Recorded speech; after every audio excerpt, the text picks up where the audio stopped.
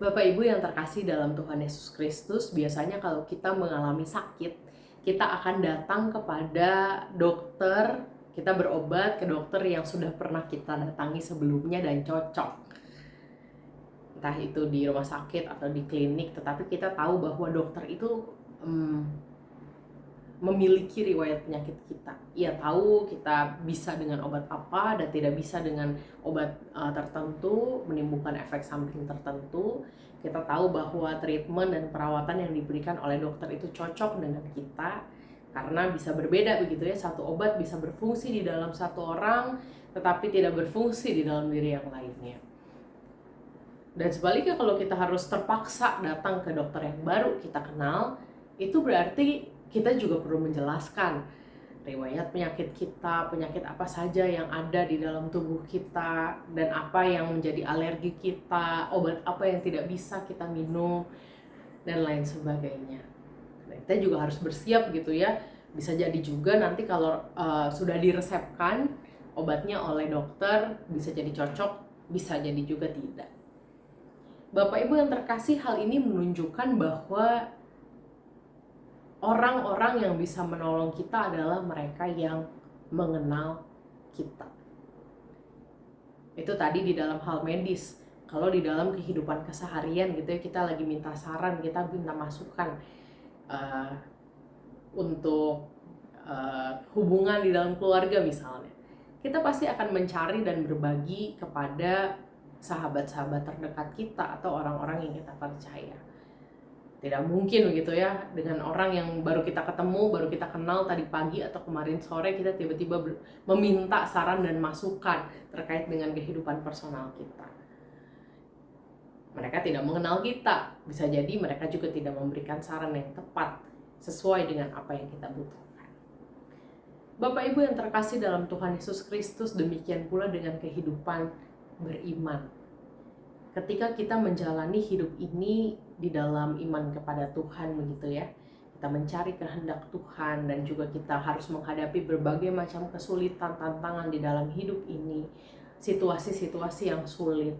Kita sungguh-sungguh membutuhkan satu pribadi yang mengenal kita.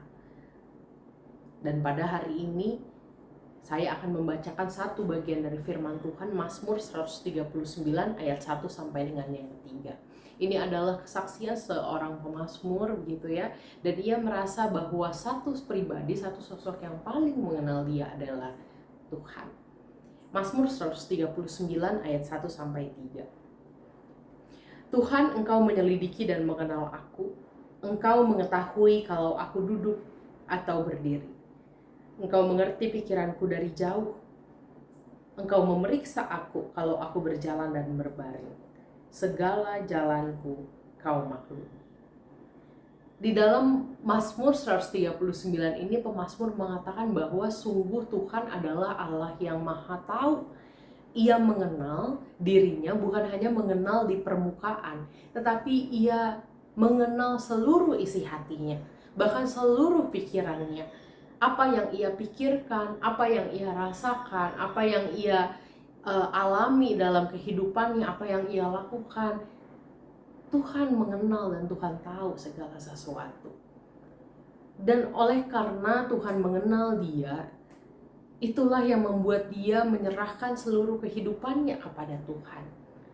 Karena Tuhan mengenal dia gitu ya, seperti seorang dokter gitu yang tahu obat-obat apa aja yang cocok bagi pasiennya. Tuhan yang mengenal kita juga tahu seperti apa ia harus menunjukkan jalannya kepada kita. Ketika dikatakan bahwa Tuhan mengenal aku, Tuhan menyelidiki aku, di situ hendak disampaikan bahwa Tuhan tahu segala sesuatu tentang kita. Tuhan tahu apa yang membuat kita takut. Tuhan tahu apa yang membuat kita bisa bangkit dari keterpurukan kita. Tuhan tahu bagaimana caranya membentuk kita. Tuhan tahu kapan ia harus mendorong kita untuk berusaha, dan ia juga tahu kapan harus menahan kita untuk beristirahat. Tuhan tahu apa yang bisa membuat kita menjadi orang yang tinggi hati, dan Tuhan juga tahu bagaimana caranya menegur kita dan juga mengajar kita. Dan ketika Tuhan dikatakan sebagai sosok yang maha tahu, yang maha mengenal, yang menyelidiki kedalaman hati kita, disitulah kita sungguh-sungguh membutuhkan Tuhan. Kenapa? Karena kalau kita mengandalkan kekuatan kita sebagai manusia, ada kalanya kita tidak bisa bangkit lagi. Ada kalanya kita tidak bisa mempertahankan kehidupan kita. Ada kalanya kita berhadapan dengan 1000 alasan untuk membuat kita berputus asa dan menyerah. Dan hanya Tuhan yang tahu obat yang paling manjur untuk setiap hati yang terluka. Yang mungkin berbeda bagaimana Tuhan bekerja di dalam diri saya dan bagaimana Tuhan bekerja di dalam diri Bapak, Ibu, dan saudara-saudara mungkin berbeda. Karena Tuhan tahu apa yang bisa membuat kita secara personal, secara spesifik bisa bangkit dan juga menghadapi kehidupan kita. Bapak Ibu yang terkasih, pada hari ini barangkali ada dari Bapak Ibu yang sedang berjuang menghadapi kehidupan. Berjuang mempertahankan pekerjaan, mempertahankan kehidupan. Ingat bahwa Tuhan tahu bagaimana Ia mencukupkan kita. Atau barangkali pada hari ini ada kita yang berada dalam titik terendah. Kita sulit menemukan jalan keluar. Ingat bahwa Tuhan tahu bagaimana caranya menuntun kita. Atau pada hari ini ada kita yang berada di dalam puncak kehidupan. Kita sedang merayakan berkat-berkat Tuhan. Ingat bahwa Tuhan juga tahu bagaimana caranya mengajar kita untuk merendahkan hati.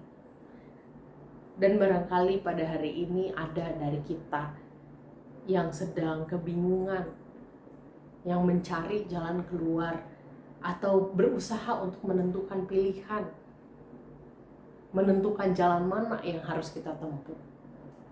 Ingat bahwa kita punya sosok yang mengenal kita. Oleh karena itu Bapak Ibu, ketika kita memiliki sosok yang begitu mengenal kita, datanglah kepadanya. Datanglah kepadanya memohon kekuatan.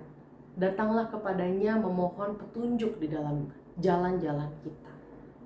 Dan dengarkanlah apa yang Ia katakan kepada kita. Selain kita tahu bahwa Tuhan mengenal kita, marilah kita juga berupaya untuk mengenal jalan Tuhan. Sehingga apa yang kita lalui di dalam kehidupan kita, semuanya itu betul-betul menjadi sesuatu yang berkenan di hadapan Tuhan. Dan seberat apapun yang harus kita pikul di dalam kehidupan kita, kita tahu ada tangan yang kuat yang sedang menopang kita. Kiranya Tuhan Yesus memberkati kita. Mari kita bersatu di dalam doa. Bapa kami yang bertahta dalam kerajaan surga, Bapa yang mengasihi dan juga hadir di tengah-tengah pergumulan kehidupan kami. Sungguh ya Bapa, ketika kami mengingat kasih setiamu dalam kehidupan kami melihat Engkau adalah Allah yang setia, Allah yang bekerja, Allah yang ajaib. Dan pada saat ini ketika kami pun diingatkan bahwa Engkau mengenal kami, ajar kami Tuhan untuk membuka hati kami dan menguatkan diri kami bahwa kami tidak berjalan sendiri.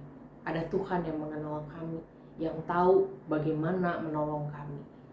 Dan biarlah itu yang menjadi pegangan dalam langkah kami, sehingga kami tidak berputus asa, kami tidak menyerah, dan kami boleh menjalani hidup kami dengan penuh syukur. Terima kasih ya Bapa. Biarlah sepanjang hari ini, sepanjang kehidupan kami, semuanya ini boleh kami persembahkan hanya di dalam perkenanan Tuhan.